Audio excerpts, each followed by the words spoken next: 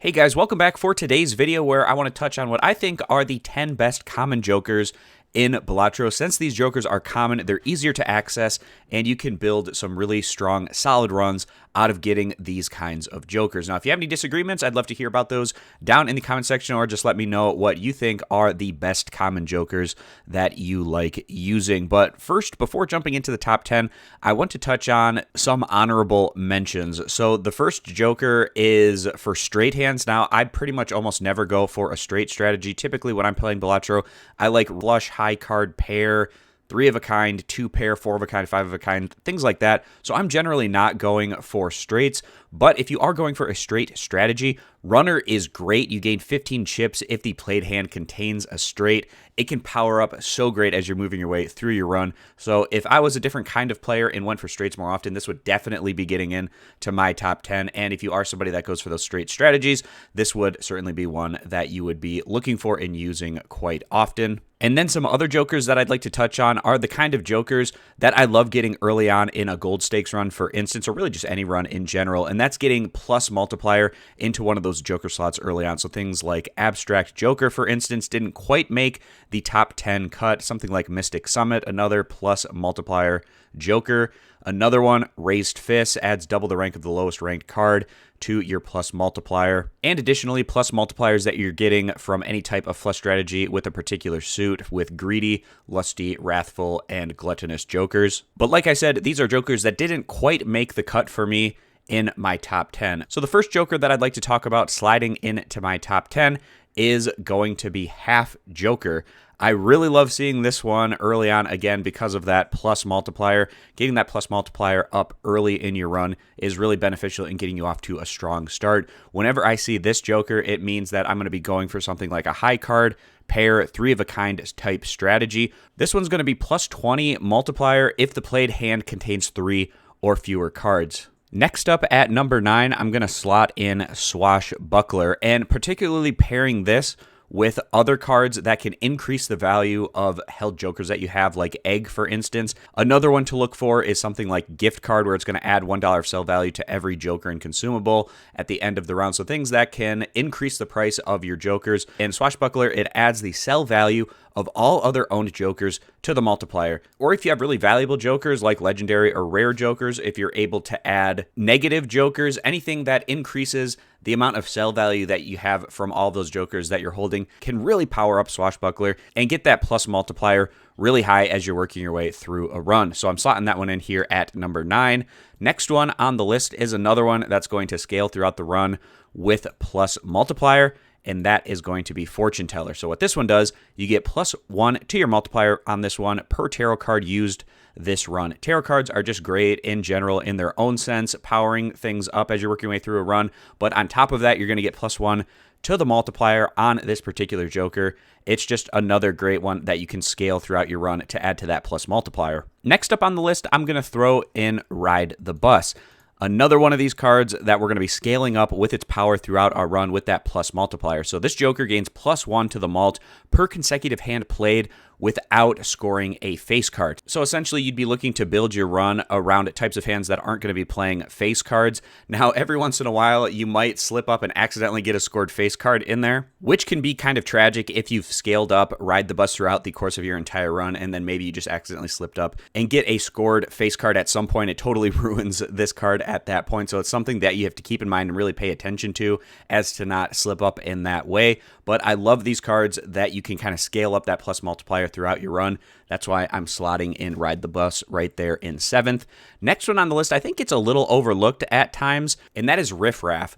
I love getting this joker, particularly early in a run. When a blind is selected, it creates 2 common jokers at random. Of course, you must have the room in your joker slots, but you're getting free jokers. Even if you don't want to use the common jokers that it creates, you can still sell those and get the value out of that. But there are a number of strong jokers. As we're moving our way through our list here, we can see that there are common jokers to be had. So you can get a lot of value out of Riff Raff as it's continuing to make those 2 common jokers each blind that is selected, as long as you have the room for those jokers to show up. This is a great one if you're looking to build up your economy by either selling these common jokers or building around whatever common jokers it's giving you for free. I love getting riffraff early in a run. Next up on the list is another joker that's going to scale our plus multiplier, and that is Green Joker. So +1 to the multiplier per hand played, -1 multiplier per discard. So you don't want to build around any type of discard strategy. You want easier hands to play so that you can scale up the plus multiplier on this joker. This is another one where I'm looking to play easy hands like high card or pair, for instance, and playing a lot of hands so I can scale that plus multiplier as I'm working my way through the run. Next up on the list is my favorite economy common joker, Mail-in Rebate. It's a little bit broken in my opinion. They could probably even nerf this slightly, but you're going to earn $5 for each discarded, and then it's a random card each round. So currently it says an ace. Any aces that you have, if you discard them, you're going to get $5 for each of those discards. It's a straightforward way to add on to your economy. I love getting this common joker to build up the cash strength that I have in my economy. It's a great one to look for and add to one of your joker slots. Now moving up to my third favorite common joker, and that one is going to be Supernova.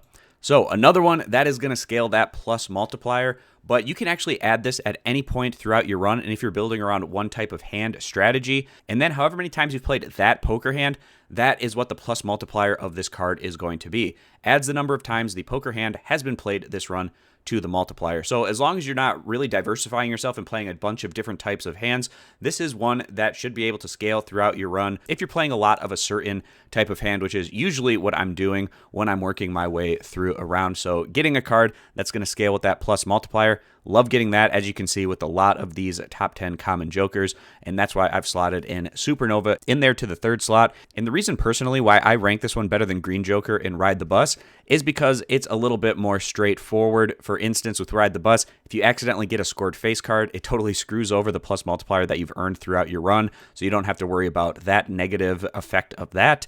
And then also, if you're playing like a flush strategy, for instance, or a type of hand that you're probably going to be utilizing discards for, then you'd run into the negative side of something like Green Joker where you get minus to the multiplier per discard. So you don't have to worry about the negative side effects of the discards or accidentally scoring a face card, for instance, with something like Supernova for scaling that plus multiplier. Now, I cheated a little bit in this top 10 list. It's actually going to be 12 jokers in total, and that's because at number 2 and number 1, I've paired a couple of jokers together because I felt like it made a bit of sense. So starting off, at number 2, I'm going to throw in Photograph along with Hanging Chad because I absolutely love finding this combination of jokers. It's going to give me a times multiplier and being able to re-trigger that. So Photograph, that first played face card gives you ×2 to the multiplier, and especially if you've powered up a particular type of hand with the planet cards where you're already starting off with a decent multiplier, you're getting that ×2 right away, and then you're going to be able to trigger it multiple times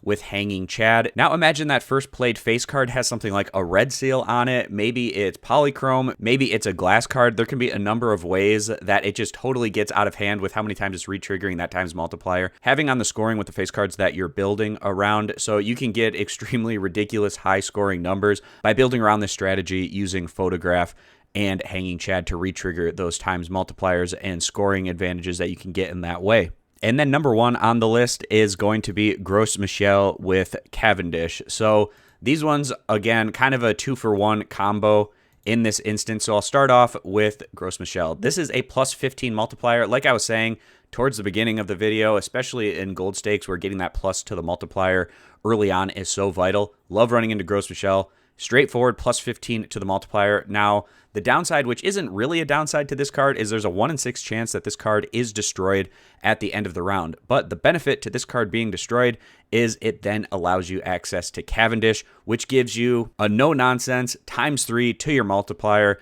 No strings attached other than the 1 in 1,000 chance that this card is destroyed at the end of the round. With all the hours that I've put into Balatro, I still have not had Cavendish trigger that 1 in 1,000 chance and been destroyed. Of course, it can be very unfortunate if you get unlucky and that happens to you, but there's a very small chance, of course, of this happening, so you probably don't need to worry about it too much. You're going to be getting that ×3 multiplier. And of course, as as we know, as we're working our way through a round of Balatro, it's so important to get jokers that have that times to the multiplier to scale up your scoring, and Cavendish is going to allow us to do that with its times 3 to the multiplier. And this is going to round out the list of my favorite common jokers to find, play, and use while I'm working my way through rounds of Balatro. I'd love to hear any disagreements, other favorite common jokers that you have, or anything that you think I missed on. Consider subscribing, and I hope to see you back here for more Balatro content in the future.